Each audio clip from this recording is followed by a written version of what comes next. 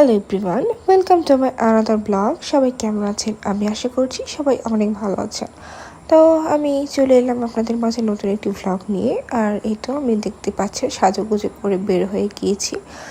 আর আজকে আমি যাচ্ছি কাশিমপুরে গোল্ডেন রেসিপি যে একটা রেস্টুরেন্ট হয়েছে নতুন, সেখানে। এই তো আমরা চলে আসলাম। আর এটি লোকেশন হচ্ছে নবমগঞ্জের কাশিমপুরে নিমতলি নামে যে একটা জায়গা আছে সেইখানে। আর এই তো দেখতে পাচ্ছেন আমরা ভিতরে ঢুকছি। আর এটার গেট এতটা পরিমাণে সুন্দর, আমি জাস্ট কি বলবো, আপনারা দেখতেই পাচ্ছেন সিঁড়িগুলো পুরোটা কার্পেট দিয়ে মোড়ানো। আপনারা দেখতেই পাচ্ছেন কতটা পরিমাণে ভালো লাগছে। আপনারা এখানে আসলে মনে হবে আপনি স্বর্গে চলে আসছেন অনেস্টলি। আর এখন ম্যাক্সিমাম রেস্টুরেন্টগুলোতে এইভাবে ডেকোরেশন করা হয়, কিন্তু তাদের ডেকোরেশনটা আমার কাছে অনেকটা পরিমাণে ইউনিক লাগছে।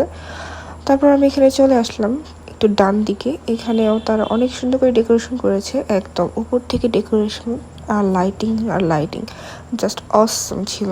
এই জায়গাটা অনেক ভালো লাগছিল। আর এখানে বসে আপনারা যদি খাবার খান তাহলে প্রকৃতির একটা সুন্দর ভাইব পাবেন। এই তো এটা আমার কাছে খুব বেশ ভালো লেগেছে।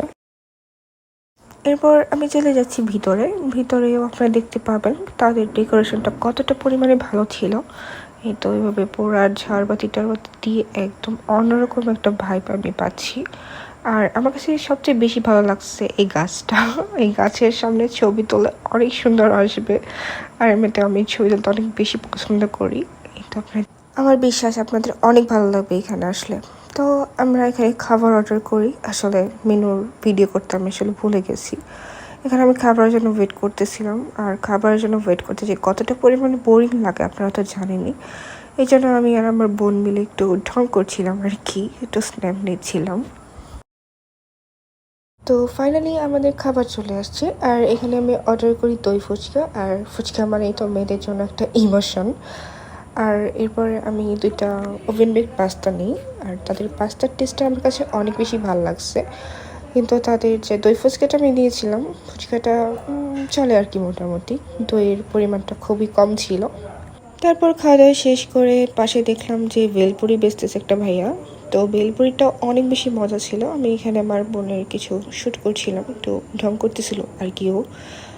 তো আমি আশা করি আপনারা অবশ্যই ঈদের সময় পরিবার পরিজন নিয়ে এই রেস্টুরেন্টটাতে যাবেন। আর এই রেস্টুরেন্টের স্টাফদের ব্যবহার এতটা পরিমাণে ভালো লাগছে আমার, জাস্ট কি বলবো, মানে অনেক পরিমাণে ফ্রেন্ডলি তারা। আর এখানে আমার বোন একটু মজা করতেছিল, কারণ ওর একটু গরম লাগতেছিল আর কি, কারণ আজকে অনেক বেশি গরম পড়ছে।